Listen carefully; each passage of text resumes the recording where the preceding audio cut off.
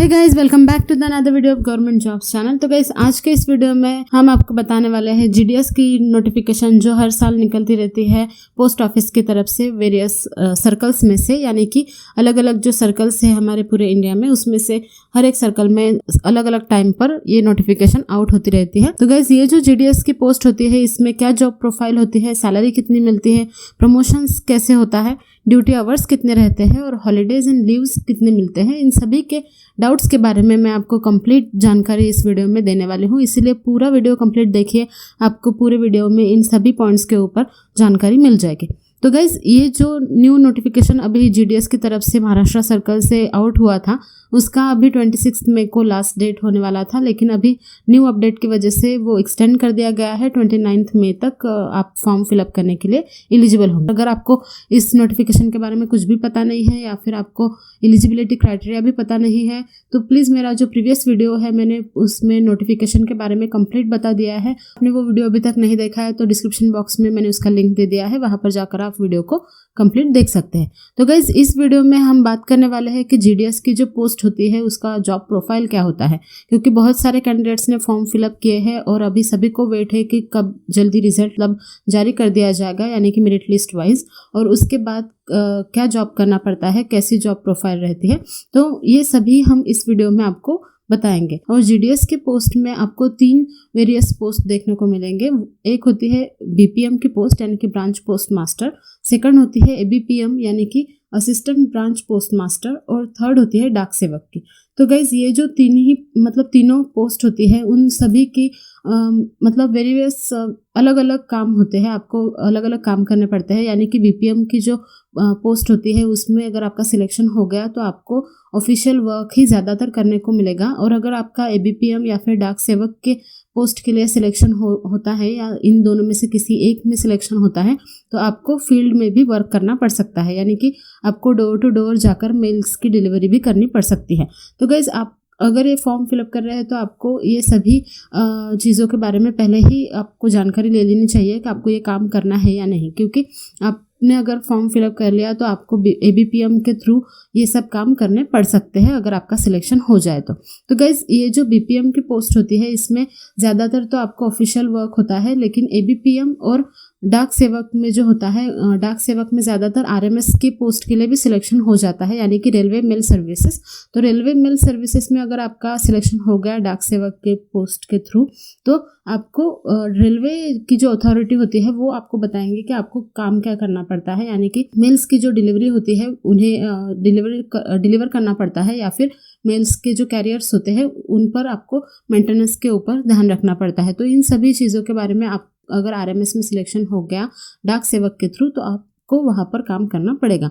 तो गाइज, ये जो दोनों पोस्ट है बीपीएम और डाक सेवक, इसमें आपको फील्ड वर्क करना पड़ता है। तो ये जो बीपीएम की पोस्ट होती है गाइस, तो ये जॉब प्रोफाइल में हम आपको सभी बताएंगे। तो जॉब प्रोफाइल जो होती है ये कंप्लीट पूरे इंडिया में से गाइस 23 सर्कल्स होते हैं ओवरऑल इंडिया में। तो हर एक सर्कल में से हर साल अलग अलग टाइम पर अलग अलग नोटिफिकेशन आउट होते हैं, यानी कि कभी बिहार के सर्कल से नोटिफिकेशन आउट हो सकता है तो कभी तमिलनाडु के सर्कल से आउट हो सकता है। तो इसी तरीके से अभी जो नोटिफिकेशन आउट हुआ है वो महाराष्ट्र सर्कल से है, इसीलिए महाराष्ट्र सर्कल में जो अभी रीजनल ऑफिस, तो रीजनल ऑफिसेस में डिविजनल ऑफिसेस होते हैं, यानी कि डिविजनल ऑफिसेस रीजनल ऑफिस के अंडर काम करते हैं। उसी की तरह सब डिविजनल ऑफिसेस के अंडर काम करते हैं। जो सब डिविजनल ऑफिसेस होते हैं उसे हम हेड ऑफिस भी कहते हैं, यानी कि एचओ।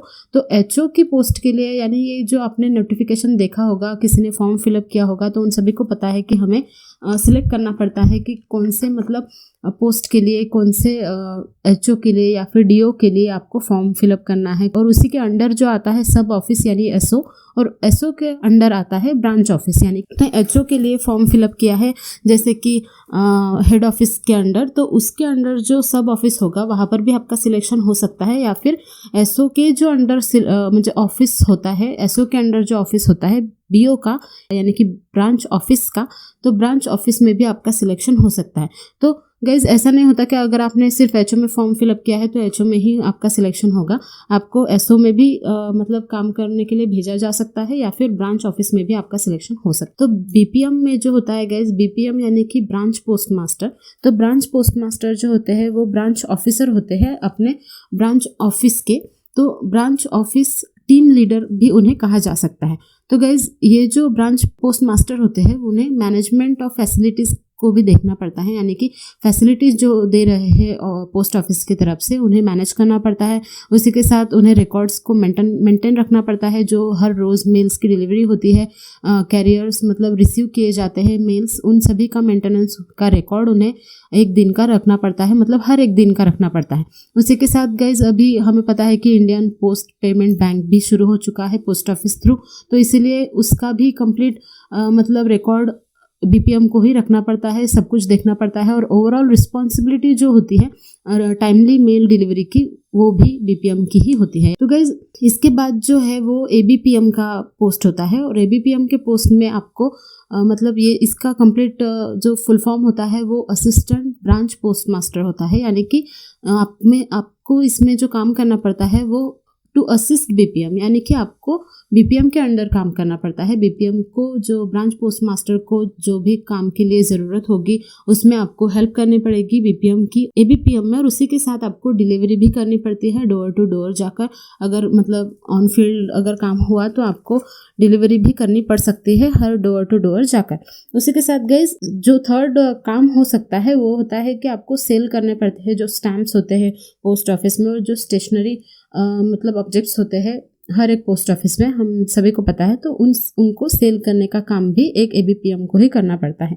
और उसी के साथ गए जो डाक सेवक की पोस्ट है थर्ड पोस्ट, तो उनको मैंने आपको पहले ही बताया है कि आरएमएस में उनका सिलेक्शन किया जा सकता है और उसके थ्रू उन्हें रेलवे मेल सर्विसेज में काम करना पड़ सकता है। और वहाँ पर जो वो अथॉरिटी होती है वो उन्हें उनका काम बताती है कि उन्हें फील्ड में काम करना है या फिर ऑफिशियल काम करना है। तो गाइज ये तो जॉब प्रोफाइल थी इन वेरियस पोस्ट की, यानी कि इन तीनों पोस्ट की। और जो नेक्स्ट है वो हम देखने वाले हैं कि उन्हें सैलरी कितनी मिलती है। तो सैलरी का जो मतलब क्राइटेरिया होता है वो completely time related community allowance की तरफ से होता है, यानी टीआरसीए की तरह से होता है। तो मतलब जहाँ पर ज़्यादा रश रहती है, ज़्यादा जिस पोस्ट ऑफिस में, जैसे कि एचओ का ऑफिस हो गया, हेड ऑफिस जो होता है, सब डिविजनल ऑफिस जो होता है, वहाँ पर ज़्यादा पीपल्स मतलब पोस्ट ऑफिस में आना जाना करते रहते हैं, मतलब आते जाते हैं। तो उनके वजह से क्या होता है कि काम का जो लोड होता है वो ज़्यादा बढ़ जाता है। इसीलिए काम का लोड अगर ज़्यादा हो तो वहाँ पर 5 आवर्स की जॉब आपको करनी पड़ती है। और अगर मतलब कहीं पर काम थोड़ा कम हुआ, लोड थोड़ा कम है, पीपल्स थोड़े कम आते हैं, तो वहाँ पर 4 आवर्स की जॉब बीपीएम को करनी पड़ती है। और एबीपीएम की भी सेम ही होती है। तो बीपीएम और एबीपीएम को 4 आवर्स एंड 5 आवर्स के क्राइटेरिया में देखा जाता है, रखा जाता है।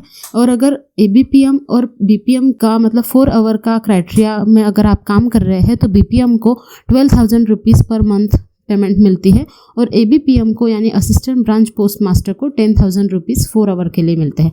इसी के साथ गाइस अगर 5 आवर के लिए आप काम कर रहे हैं बीपीएम की पोस्ट पर तो आपको 14,500 रुपीज़ मिलते हैं।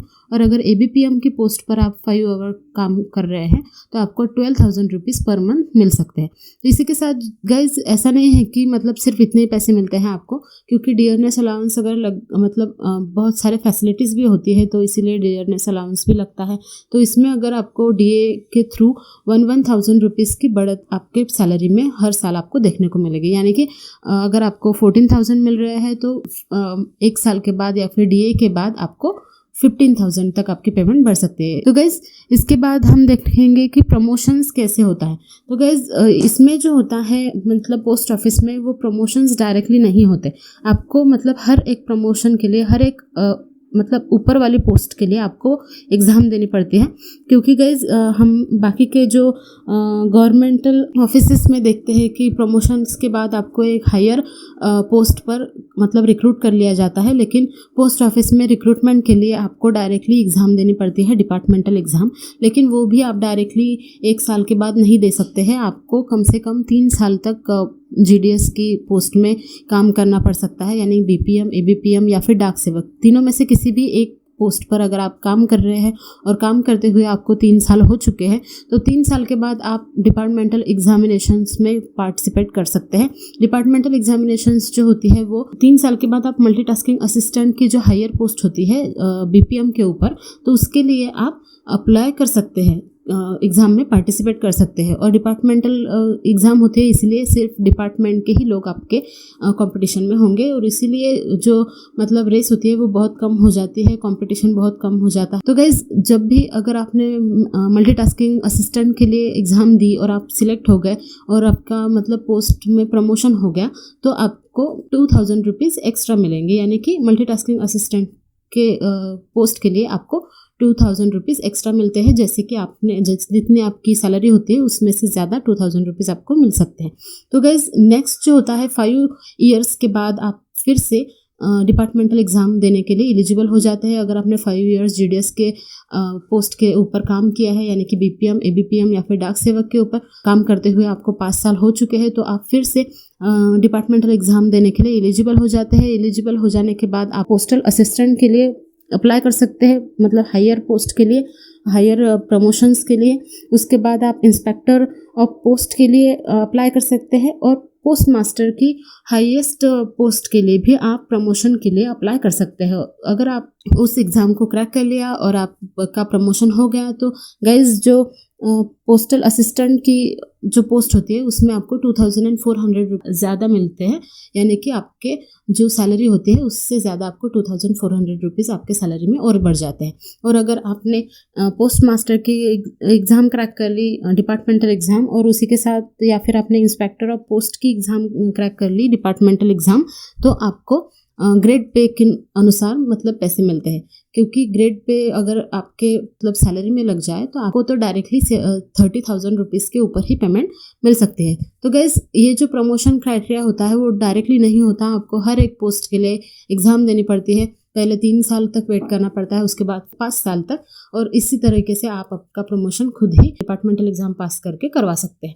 तो गाइज, इसके बाद आता है हॉलीडेज़। तो हॉलीडेज़ जो होते हैं, हम सभी को पता है कि संडे को सभी पूरे मतलब हमारे गवर्नमेंटल जितने भी ऑफिसेस होते हैं सभी को हॉलीडे होता है। तो और अगर आपको इमरजेंसी लीव्स लेने हैं कि जल्दी मतलब बहुत ज़्यादा इमरजेंसी हो चुकी है और आपको अर्जेंट लीव लेना है, लेकिन अभी ये क्राइटेरिया स्टार्ट हुआ है कि 1 साल में कम से कम 5 आप इमरजेंसी लीव ले सकते हैं।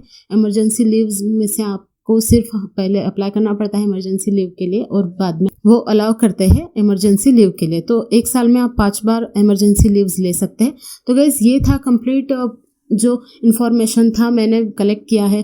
जितने मेरे फ्रेंड्स हैं जो अभी वर्क कर रहे हैं एज ए जीडीएस के पोस्ट पर, एबीपीएम, बीपीएम और वेरियस पोस्ट पर जिनका रिक्रूटमेंट हो चुका है ऑलरेडी, तो उनसे पूछकर मैंने और थोड़ा सा सर्च कर ये सभी चीज़ें आपके लिए कलेक्ट की है और आपके लिए बनाई है। तो गाइज, आई होप कि इन सभी को देखकर आपके जो भी डाउट्स थे वो सभी क्लियर हो गए होंगे। तो आपको अगर हमारा ये वीडियो पसंद आया हो तो प्लीज़ वीडियो को लाइक कीजिए, शेयर कीजिए, और गाइज हमारे चैनल को सब्सक्राइब कीजिए ऐसे ही न्यू कंटेंट्स के लिए, क्योंकि आप सभी को पता है कि ऐसे बहुत सारे मिसलीडिंग कंटेंट जो है वो सोशल मीडिया पर, यूट्यूब पर और बाकी के सोशल मीडिया पर वायरल होते रहते हैं कि ये पोस्ट है, इतने पेमेंट मिल रही है, लेकिन ऐसा नहीं होता गाइज। बहुत ही कम वीडियोस और यूट्यूब क्रिएटर्स ऐसे जेन्युइन वीडियोस बनाते हैं। तो अगर आपको हमारा ये वीडियो पसंद आया हो, जो हमने कंप्लीट आपके लिए जानकारी बनाई है, तो प्लीज़ चैनल को सब्सक्राइब कीजिए। Thank you.